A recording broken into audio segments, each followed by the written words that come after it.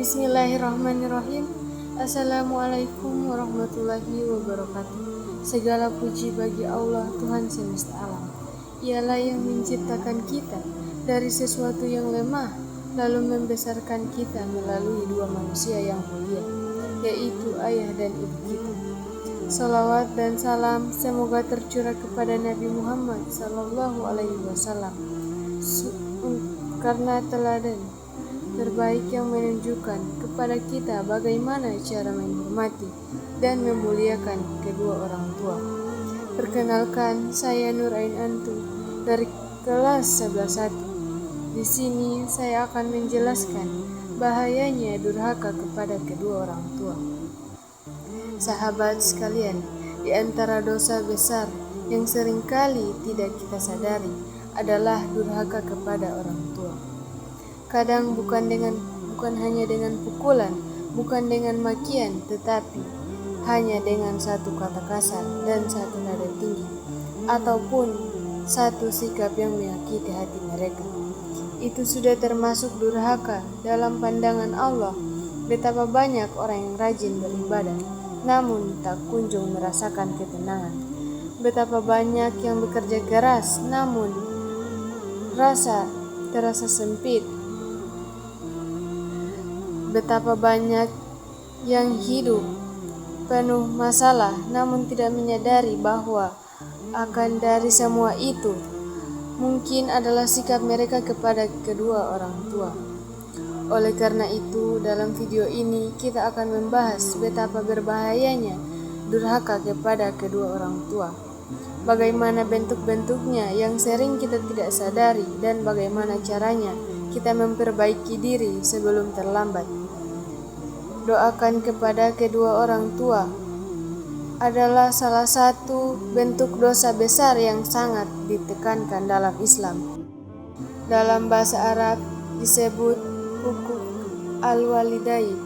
Meletakkan bukan hanya berarti menyakiti secara fisik, tetapi juga meliputi ucapan, sikap, dan perbuatan yang melukai hati orang tua, baik secara sengaja maupun tidak. Bahkan hal yang dianggap ringan seperti berkata atau menunjukkan tanda kekesalan telah dilarang oleh Allah. Ini menunjukkan betapa sensitifnya hubungan anak dengan orang tua dalam pandangan agama. Allah Subhanahu wa Ta'ala secara tegas melarang durhaka dalam Al-Quran, khususnya dalam surah Al-Isra ayat 23.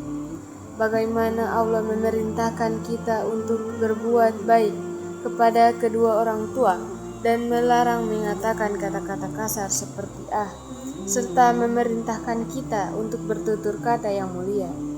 Ini adalah bentuk penghormatan, bahwa bahkan suara dan nada bicara pun menjadi ukuran walidai atau bukti kepada orang tua. Dalam hadis diriwayatkan Bukhari dan Muslim disebutkan bahwa durhaka kepada orang tua termasuk dosa besar tepat setelah syirik kepada Allah. Artinya kedudukannya berada pada tingkatan yang sangat serius. Dalam daftar dosa yang harus dihindari seorang muslim, bahaya dari durhaka kepada orang tua bukan hanya dirasakan di akhirat, tetapi juga di dunia.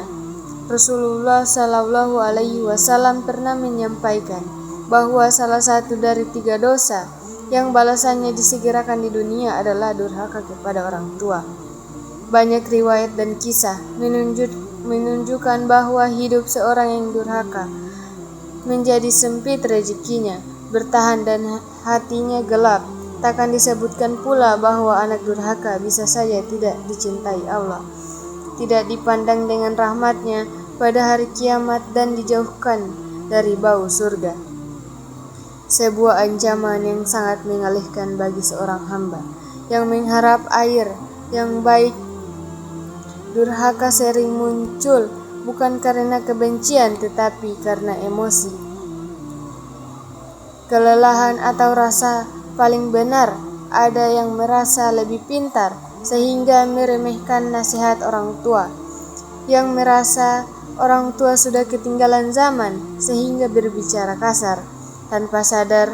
Bahkan ada yang tidak menyadari bahwa sikap yang mengabaikan panggilan atau tidak peduli dengan kebutuhan orang tua juga tergolong durhaka.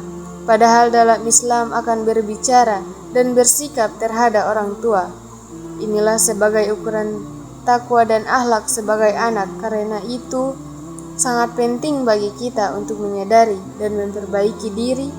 Pernah durhaka sekecil apapun, maka langkah pertama adalah meminta maaf kepada mereka. Mereka masih hidup, engkaulah tangan mereka, mintalah ridho mereka, dan lembutlah dalam berbicara. Jika mereka telah wafat, doakan mereka, sedekahkanlah apa atas nama mereka, dan berbuat baik kepada kerabat mereka. Karena itu, semua termasuk bentuk bakti yang bisa dilakukan oleh anak yang soleh. Selalu terbuka dan terganti kepada orang tua adalah jalan termudah menuju surga.